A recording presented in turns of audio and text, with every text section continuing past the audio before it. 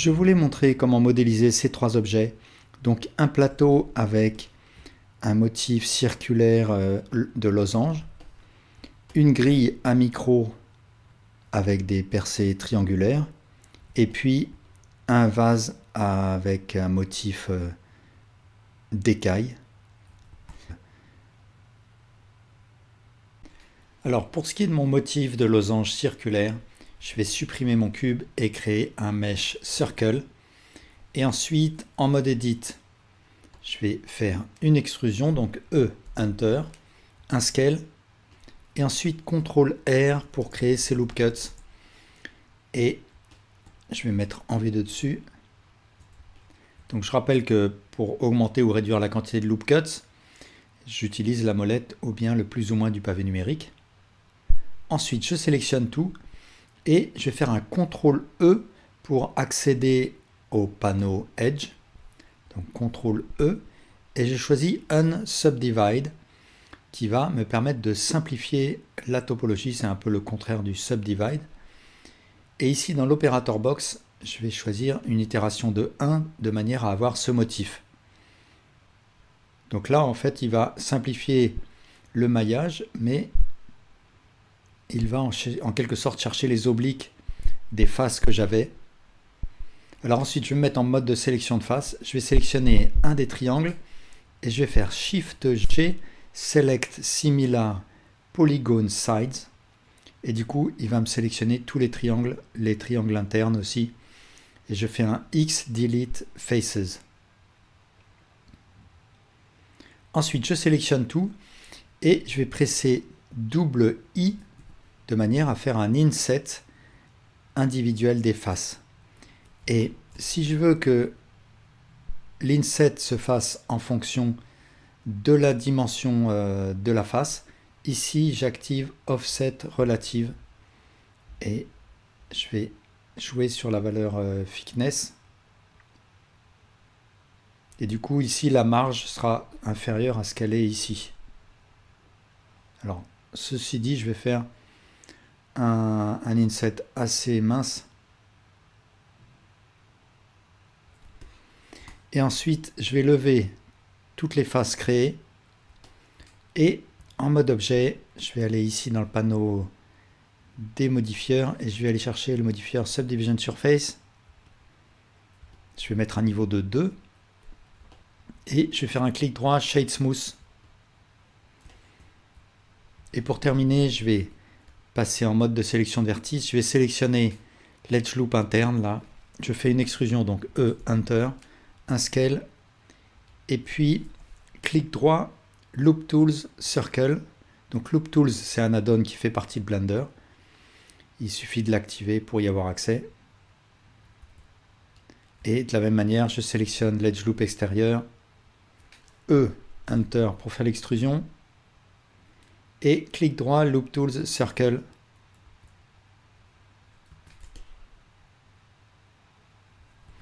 Ensuite, je vais sélectionner les deux edge loops, intérieur et extérieur. Je fais une extrusion sur Z. Et ici, pour joindre les deux edge loops, je fais un clic droit, Loop Tools, Bridge. Alors là, je peux voir qu'il y a un problème d'ombré. Parce que, en fait, si j'affiche l'orientation des faces, je peux voir que là, les faces sur le sommet sont mal orientées. Donc je sélectionne tout, je presse Shift N pour recalculer les normales.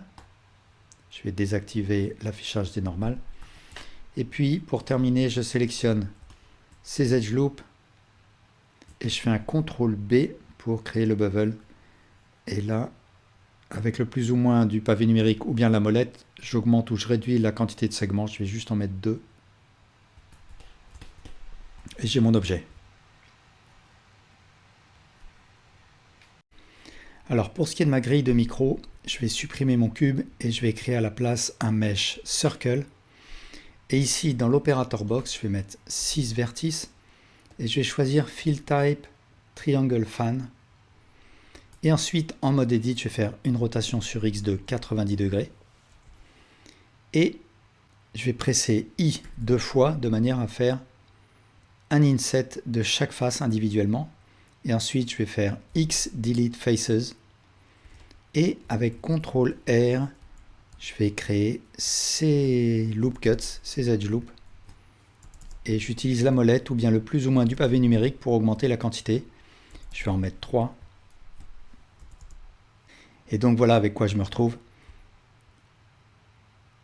Ensuite, je sélectionne tout, je vais faire une rotation avec R et je garde CTRL pressé de manière à ce que ça se fasse de 5 degrés en 5 degrés jusqu'à ce que j'ai un edge horizontal. Ensuite, je vais sélectionner un triangle et puis un second là en dessous et je vais faire une duplication sur X. Là, je vais supprimer ce vertex. Ensuite, je vais activer l'auto-merge ici de manière à fusionner les vertices. Et ici, je vais faire un snap to vertex. Et je sélectionne ces triangles. Je presse G pour bouger et CTRL pour pouvoir faire le snap. Et les vertices fusionnent grâce à l'auto-merge que je peux désactiver. Alors, j'ai un segment de mon motif. Maintenant, ce que je vais faire, c'est le répéter. Je vais aller ici dans le panneau des modificateurs pour attribuer un modificateur Euray. Je vais mettre par exemple 8 répétitions et je veux que les répétitions collent les unes contre les autres. Donc il faut que je baisse ici la valeur sur X. Je vais garder le Shift pressé de manière à être plus précis et je vais mettre une valeur de 0.8. Si j'active ici l'option On Cage, je vais pouvoir voir en mode Edit si les vertices collent l'un à l'autre, donc là je suis à peu près bon. Il faut que je pense à activer l'option Merge ici de manière à ce que les vertices entre les répétitions fusionnent. Et puis je vais créer un autre modificateur Euray et cette fois ça va être sur Z, donc je mets 0 sur X et je vais faire par exemple 5 répétitions sur Z. Et là aussi, j'active l'option Merge.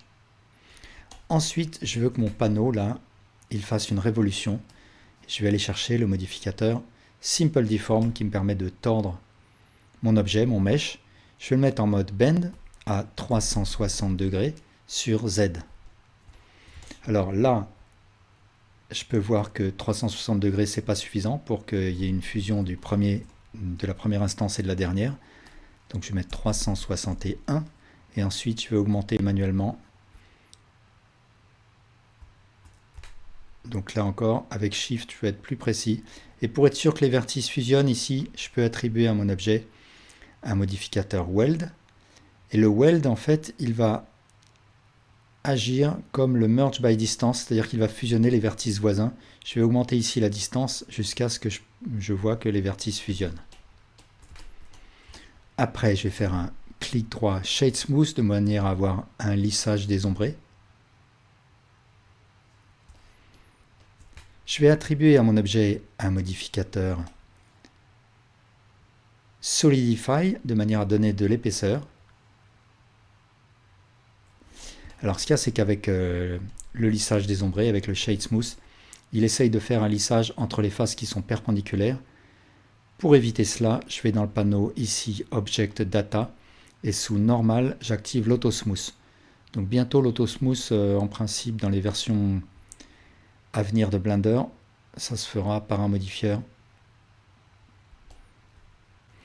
Alors pour ce qui est de mon vase Aekai, je vais rentrer en mode Edit et faire un M Merge at Center de manière à me retrouver avec un seul vertex. Je m'assure que je suis bien en mode de sélection de vertices. Je me mets en vue de face, je fais une extrusion sur X, je sélectionne l'edge obtenu et je fais un clic droit Subdivide. Et là, dans l'opérateur box, je vais faire 2 subdivisions. Et là, je vais sélectionner le vertex à droite et ensuite le suivant de manière à faire une forme de quart de cercle comme ça. Ensuite, je vais faire une extrusion sur Z et je vais descendre un petit peu plus ces vertices. Et je vais avancer ce vertex sur Y, celui-là un petit peu moins, celui-là encore un petit peu moins. Ensuite, je sélectionne tout, je fais une duplication sur Z, un SX-1 pour retourner la forme.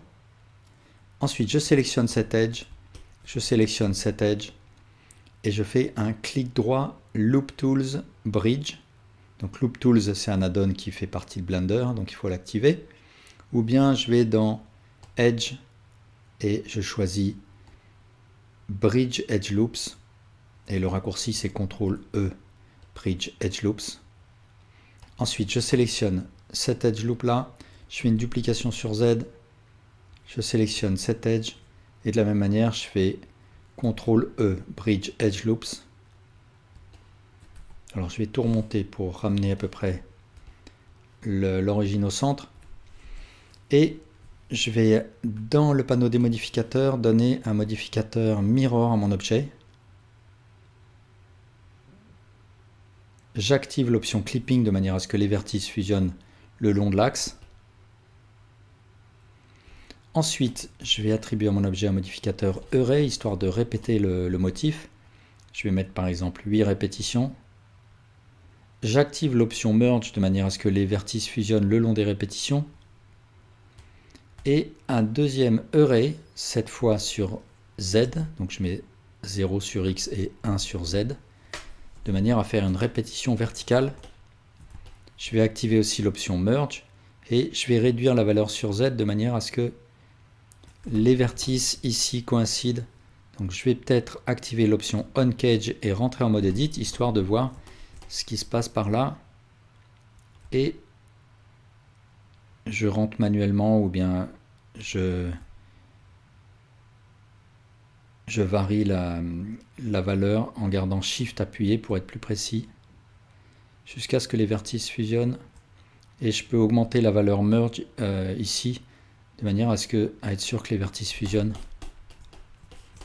Et je vais mettre 4 répétitions par exemple.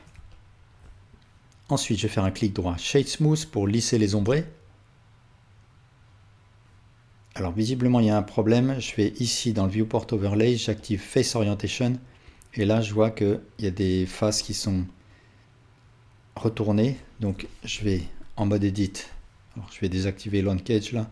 En mode Edit, je vais faire un Shift N pour recalculer les normales et maintenant elles sont toutes orientées dans le même sens. Ensuite, je vais attribuer à mon objet un modificateur Subdivision Surface avec un niveau de 2. Et je vais peut-être préciser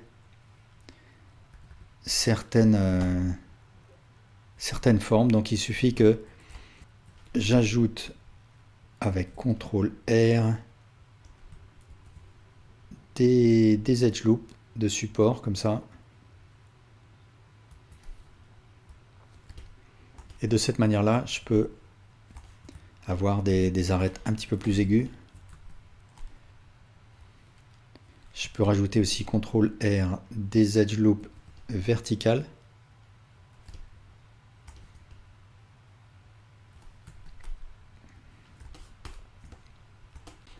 Je vais peut-être un petit peu épaissir sur Y, donc SY. Ensuite, pour faire une révolution à mon objet, je vais dans le panneau des modifieurs et je vais chercher un modifieur Simple Deform en mode Bend à 360 degrés sur Z. Alors ce que je peux voir, c'est que la première itération et la dernière ne fusionnent pas. Donc je vais aller chercher un modificateur Weld qui agit comme un Merge by Distance qui va fusionner les vertices voisins. Je le mets... alors il faut que je mette le Subdivision Surface tout en bas. Et le Weld fonctionne, il fusionne les vertices. Alors une fois que je suis content, je vais garder une version de côté. Donc je vais dupliquer cette version. Je vais la mettre dans une collection à part qui est invisible. Et cette version, je vais appliquer le miroir, les deux Array, le Simple Deform, le Weld. Et j'ai accès aux mèches comme ça.